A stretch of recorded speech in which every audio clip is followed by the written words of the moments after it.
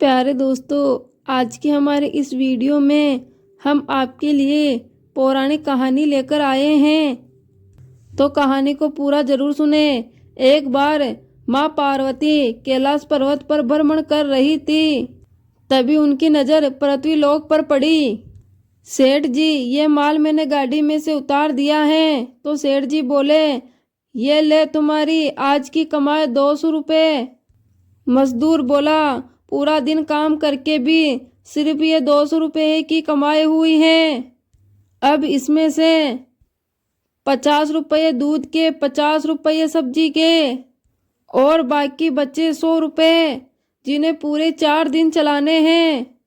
सेठ जी पैसे गिनता है। हो गए पूरे 1 लाख रुपये। अब मैं इन्हें तिजोरी में रख देता हूँ। और इधर कुछ महिलाएं साड़ियाँ खरीद रही थी। तो वो बोली, नहीं भैया, ये महंगी साड़ी है, आप कुछ सस्ती साड़ी दिखा दो। हाँ भैया, ये 100 रुपये वाली ठीक है। गरीब महिला तो 100 रुपये की साड़ी ही खरीद लेती है। और अमीर महिला, हाँ भैया, ये साड़ियाँ ठीक हैं, इन्हें पैक कर दो और लो इनके 6000 रुपये। माँ पार्वती कैलाश पर्वत पर से गरीब और अमीर दोनों को देख रही थी। माता पार्वती बोलती हैं, आखिर जिसे जो चाहिए उसे वो मिलता नहीं है, और जिसके पास पहले से ही हो उसे और मिल जाता है। इस प्रश्न का उत्तर तो केवल महादेव ही दे सकते हैं। धरती का यह नज़ारा देखकर माता पार्वती भगवान शंकर के पास गई। महादेव, मैंने देखा है कि धरती पर जो व्यक्ति पहले से ही गरीब और दुखी है, उसे तो और ज़्यादा दुख ही दुख मिलता है। और जो व्यक्ति सुख में है, आप उसे दुख नहीं देते। ऐसा क्यों भगवान? ये आपकी कौन सी लीला है? भोलेनाथ जी बोले, देवी पार्वती जी, आपको इस प्रश्न का उत्तर जानने के लिए मेरे साथ धरती लोक पर चलना होगा और वहाँ के प्राणियों का हाल चाल जानना पड़ेगा। वहीं पर इस प्रश्न का उत्तर आपको प्राप्त होगा। भगवान शंकर के कहे अनुसार कुछ देर बाद माता पार्वती और भोलेनाथ पृथ्वी लोक पर प्राणियों का हाल चाल जानने के लिए चल पड़े। तभी रास्ते में उन्हें एक गरीब पति और पत्नी का जोड़ा जाता हुआ दिखाई दिया। कमला, कुछ समझ में नहीं आ रहा, हमारी गरीबी पता नहीं कब दूर होगी। उस मंगल ने फिर एक नई जमीन खरीद ली। कमला बोली, सबका भाग्य एक जैसा नहीं होता है जी। उसके भाग्य में अमीर बनना लिखा है, हमारे में नहीं। भगवान की इच्छा होगी तो हम भी अमीर बन जाएंगे। पता नहीं कौन से जन्मों की अभी सजा भुगतनी पड़ रही है। ना जाने पिछले जन्म में हमने कौन से बुरे पाप किए थे। यह सब भोलेनाथ और माता पार्वती देख रही थी। माता पार्वती बोली, हे भोलेनाथ, आप इन्हें कुछ ही समय में अमीर बना सकते हैं। मेरे कहने पर स्वामी जी आप इन्हें अमीर बना दीजिए, ये बेचारे कितने दुखी हैं। भोलेनाथ जी बोले, देवी पार्वती जी, अभी इन दोनों के भाग्य में अमीर होना नहीं लिखा है। पार्वती जी बोली, महादेव जी, जब हम इन्हें धन दे देंगे तो इनकी गरीबी दूर हो जाएगी, फिर ये भी अमीर और सुखी हो जाएंगे। कृपा करके आप इनकी मदद कीजिए प्रभु। देवी पार्वती, मैं आपकी इच्छा अनुसार इन्हें धन प्रदान कर देता हूँ, लेकिन उस धन का इनको मिलना या ना मिलना इनके कर्मों पर निर्भर करता है। पार्वती जी के कहने पर भोलेनाथ जी सोने से भरी, 10 रुपयों से भरी एक पोटली उस रास्ते में डाल दी।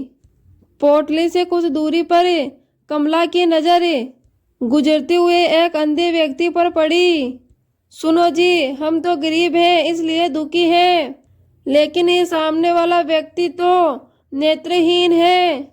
एक बात समझ में नहीं आई, ये नेत्रहीन लोग अपना जीवन यापन कैसे करते हैं? हाँ, बड़ी मुश्किल होती होगी कमला, इन बेचारे अंधहीन लोगों को कमला बोलती है, चलो आज हम भी अंधों की तरह चलकर देखते हैं ये कैसे जीवन जीते हैं। कमला और सूरज अपनी आंखों को बंद करके एक दूसरे का हाथ थामे हुए आगे चलने लगे। सोने की पोटली रास्ते में ही पड़ी रह गई और वे दोनों उसके करीब से गुजर गए। भगवान शिव बोले, देखा माता पार्वती, इनके भाग्य में अभी गरीबी ही लिखी हुई है। अब हम कुछ दिन तक धरती पर ही रहेंगे। यहाँ हम मनुष्य रूप में रहकर आपके मन की सभी जिज्ञासाओं को दूर करना चाहता हूँ।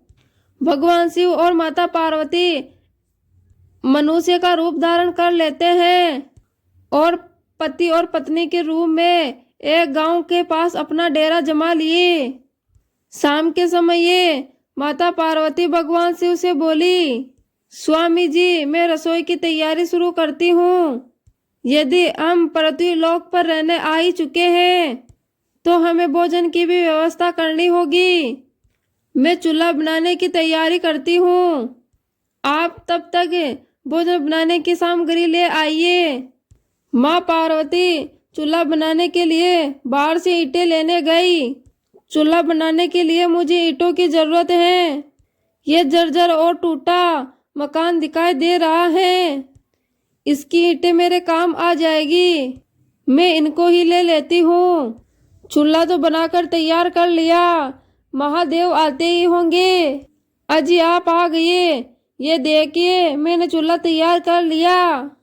पर आप खाली हाथ क्यों लौट आए स्वामी जी, भोजन कैसे बनेगा? देवी पार्वती, अब सामग्री की कोई आवश्यकता नहीं है, क्योंकि जिस प्रश्न का उत्तर हम धरती लोक पर ढूंढने के लिए आए थे तो उसका उत्तर आपको स्वयं मिल गया है। मैं कुछ समझी नहीं स्वामी जी, मेरे प्रश्न का उत्तर मेरे समीप ही है। हाँ देवी पार्वती, आप यही जानना चाहती हैं ना कि इस पृथ्वी पर क्यों गरीब लोग ज़्यादा दुखी रहते हैं और ज़्यादा ही परेशान होते रहते हैं। अच्छा आप ये बताइए, आप इस चूल्हे को बनाने के लिए ईंटें कहाँ से लेकर आई हो? प्रभु, इस गांव में बहुत से ऐसे घर भी हैं जिनका रख रखाव सही से नहीं हो रहा है। उस पुराने घर की जर्जर हो रही दीवारों में से मैं इन ईंटों को लेकर आई हूँ।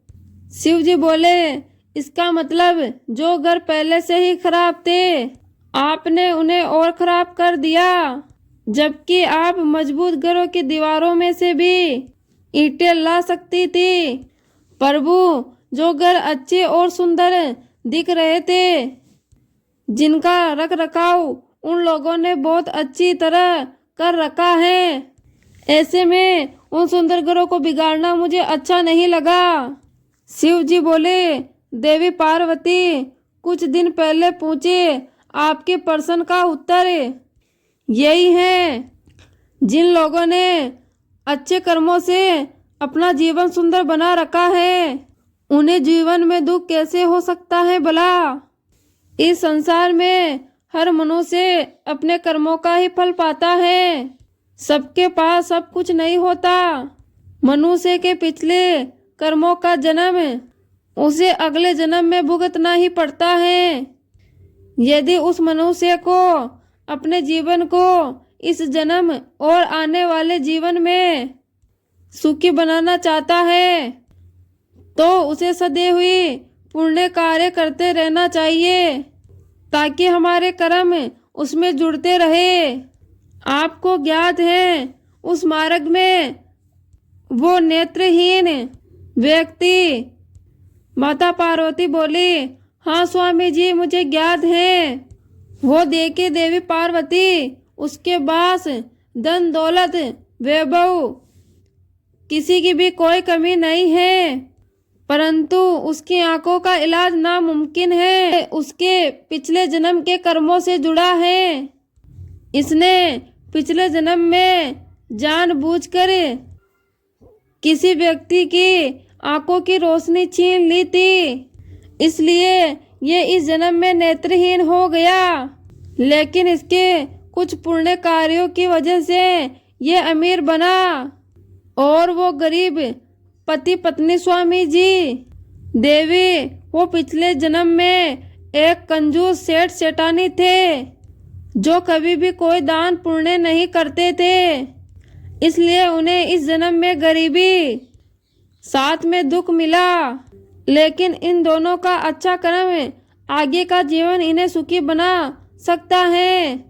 इस धरती पर कोई भी मनुष्य पूरी तरह से सुखी नहीं है देवी।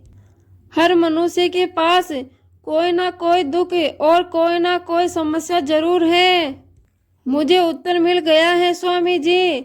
इस पृथ्वी पर जीवन सुखपूर्वक जीने के लिए मनुष्य को अपने द्वारा अच्छे कर्म करने चाहिए ताकि उसे उसके पिछले जन्म का कर्मों का फल भुगतना ना पड़े।